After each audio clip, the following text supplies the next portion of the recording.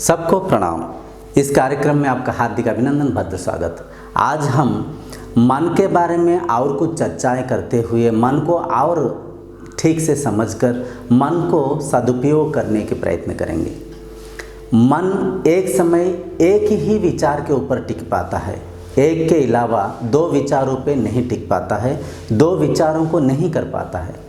अगर एक स्टूडेंट ने एक क्लासरूम में बैठकर घर के बारे में सोच रहा है, घर में किसी खाने के बारे में, या तो घर में किसी झगड़े के बारे में, या तो घर में बीती हुई किसी फंक्शन के बारे में अगर सोच रहा है, जितना समय वो स्टूडेंट उस क्लास में बैठकर घर के बारे में सोचा, उतना समय वो स्टूडेंट क्लास से डिटैच रहा। शरीर तो बैठा हुआ है परंतु मन घर के ऊपर है, मन घर पर घूम रहा है। यूँ समझिए, आप एक अंधेरे कमरे के अंदर बैठकर हाथ में एक टॉर्च लाइट लेकर टॉर्च लाइट को जलाते हुए जिस दिशा में दिखाएंगे, जितना सर्किल के अंदर उस टॉर्च लाइट के फोकस करेगा, उतना ही वृत्त के अंदर की चीज़ों को आप देख पाएंगे। उस सर्किल के बाहर के चीज़ों को आप नहीं देख पाएंगे। आप अगर उस टॉर्च लाइट के फोकस इस दिशा में कर रखे हैं तो आप इस दिशा के चीज़ों को नहीं देख पाएंगे। आप अगर उस टॉर्च लाइट के दिशा इधर पलट दें तो इधर की चीज़ों को आप नहीं देख पाएंगे। ठीक वैसे ही जैसे टॉर्च लाइट के फोकस के अंदर की चीज़ों को ही उस लाइट के द्वारा हम देख पा रहे हैं, ठीक वैसे ही मन के जो विचार जिस पल जिसके ऊपर होता है, उन चीज़ों को ही हम ग्रहण कर पाते हैं, उन चीज़ों के बारे में ही हम नॉलेज रखते हैं। उस समय उस चीज़ के अलावा और किसी चीज़ के ऊपर और किसी चीज़ के नॉलेज को मन ग्रहण नहीं कर पाता है। भगवान हमें शरीर के स्तर पे कई सारा भेदभाव बना रखे हैं। शरीर के स्तर पे कोई मोटा है, कोई पतला है, कोई कद में ऊंचा है तो कोई छोटा है, कोई काला है तो कोई गोरा है, परंतु मन और इंद्रियां सबका समान है। मन को किसने कैसे कहाँ पे कितना लगा पाया तो उसने वैसे बन गया। ये सत्य है। इस संसार में मन को किसने कहाँ पे कितना और कैसे लगाया, उसने वो बन गया। तो हम बोलते हैं कि पढ़ाई में मन लगता नहीं है, लगता नहीं है नहीं, हम लगाते नहीं है। जब किसी चीज़ के सही ज्ञान होगा तो हम उसे सदुपयोग करेंगे, ज्ञान के अभाव से हम उसे दुरुपयोग करते हैं। उसी मन को, जो मन पढ़ाई के ऊपर नहीं टिकता था, एक छात्र बोलता है, वो छात्र परीक्षा लिखते समय 3 घंटा उस मन को उस पढ़ाई के ऊपर टिका पाता है। सुबह हम अर्ली मॉर्निंग उठना पसंद नहीं करते, उठते ही नहीं, उठ नहीं पाते। वही हम जिस दिन कहीं दूर ट्रैवल करने का होता है, सुबह कोई बस या तो कोई ट्रेन पकड़ना हो तो अर्लियर हम उठ जाते हैं। वही शरीर, वही मन किसी जगह में कोई कार्य को कर रहा है, किसी जगह में कोई कार्य को नहीं कर रहा है।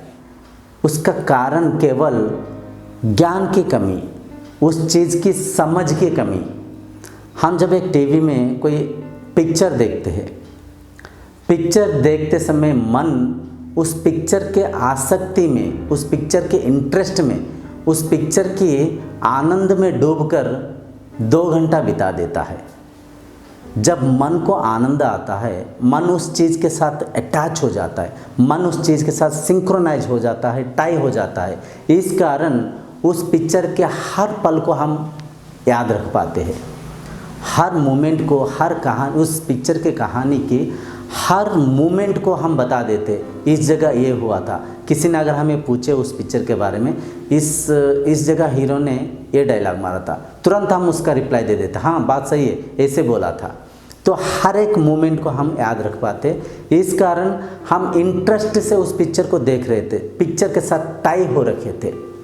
ठीक वैसे ही उस मन को अगर हम पढ़ाई के ऊपर उस नज़रिया से, उस इंटरेस्ट, उस आसक्ति, उस अभिलाषा के साथ लगा पाए तो क्लासरूम में टीचर जो पढ़ा रहे हैं, एक ही बार हर चीज़ को हम ग्रहण कर लेंगे। दोबारा उस चीज़ को, उस पाठ्यक्रम को पढ़ने की आवश्यकता नहीं रहेगा। ये बहुत गहरी बात है, इसे अगर आप समझ पाएँ तो जीवन में बहुत ही परिवर्तन आएगा। मन को लगा पाना चाहिए, मन को उस प्रेजेंट सिचुएशन में रख पाना चाहिए। इसका कई सारा साधनाएं है। आप जो भी काम करते हैं उस काम के बारे में ही सोचिए। मान लीजिए आप खाना खा रहे तो आपका मन केवल खाने के साथ टाई होकर रहना चाहिए, खाने के स्वाद लेना चाहिए, खाने के स्पर्श के आनंद को लेना चाहिए, खाने के बारे में ही सोचना चाहिए। ऐसे में आप खाना खाते समय किसी काम के बारे में, पैसे के बारे में, कोई फ्यूचर प्लानिंग के बारे में, करियर के बारे में, पढ़ाई के बारे में सोचना नहीं चाहिए। आप अगर खेल रहे हैं तो आपका मन संपूर्ण उस खेल के अंदर होना चाहिए, उस खेल में आप खो जाना चाहिए, उस खेल के साथ आपका मन को बांध देना चाहिए, आपको मन को उस खेल के अंदर रख पाना चाहिए। खेलते समय आप पढ़ाई के बारे में सोचना नहीं चाहिए। आप इवन घर के सफाई कर रहे, घर में झाड़ू मार रहे, तो आपका मन केवल सफाई के ऊपर होना चाहिए। उस घर के एक एक कोने के ऊपर, एक एक इंच के ऊपर आपका मन होना चाहिए, तभी आपका मन उस स्थिति में टिक पाएगा। तो मन की एक ये भी साधना है, जो भी कार्य आप करते हैं उस पल में, उस प्रेजेंट सिचुएशन में मन को टिकाते हुए अगर करेंगे, ये अभ्यास ही आपको हर जगह कार्य करेगा, हर जगह काम आएगा। स्कूल में बैठे, क्लास में बैठे तो केवल क्लास में है, क्लास में बैठे हुए आपका वो शरीर के मन घर के बारे में, संग साथी के बारे में, कोई पिक्चर के बारे में, कोई इवेंट के बारे में सोचना नहीं चाहिए। मन बिल्कुल क्लास के साथ फोकसफुल होना चाहिए, मन बिल्कुल क्लास के अंदर सिंक्रोनाइज होना चाहिए, मन बिल्कुल क्लास के अंदर फुल्ली फोकस करके रहना चाहिए। तभी आप वो क्लास में क्या पढ़ाया जा रहा है उस पाठ्यक्रम को आराम से ग्रहण कर पाएंगे। जहाँ पे इंटरेस्ट होता है मन को वहाँ पे लगाना नहीं पड़ता, मन वहाँ पे लग जाता है। तो आसक्ति के साथ अगर उस क्लास में आप रह पाएंगे, आशा के साथ, अभिलाषा के साथ, कुछ सीखने की जिज्ञासा के साथ अगर आप क्लासरूम में उस पाठ्यक्रम को समझने के प्रयत्न करेंगे, आपका मन ऑटोमेटिक उस क्लास में सिंक्रोनाइज हो जाएगा, टाई हो जाएगा और वहाँ पे पढ़ाने वाला हर काम आप इजीली ग्रहण कर पाएंगे। मैं तो पढ़ाई को ऐसे माध्यम लेके बोल रहा था।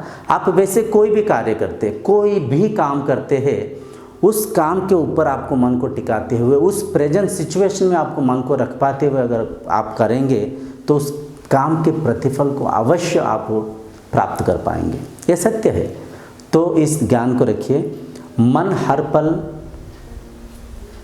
चंचल रहता है, उस चंचल मन को स्थिर करने के प्रयत्न करिए, उस चंचल मन को एक दिशा देने की, एकाग्र करने के प्रयत्न करिए।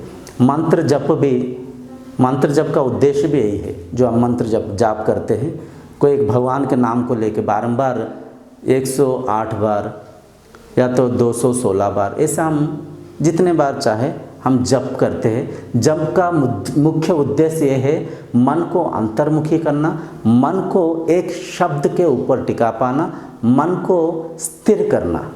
जब भौतिक दुनिया में कई सारा चीज़ों के ऊपर बटी हुई, बिखरी हुई, भटकी हुई मन एक शब्द के ऊपर टिकेगा, एक शब्द के स्मरण करेगा, तो मन अंतर्मुखी होने के साथ साथ मन स्थिर होगा, मन सिंक्रोनाइज होगा, मन फोकसफुल होगा।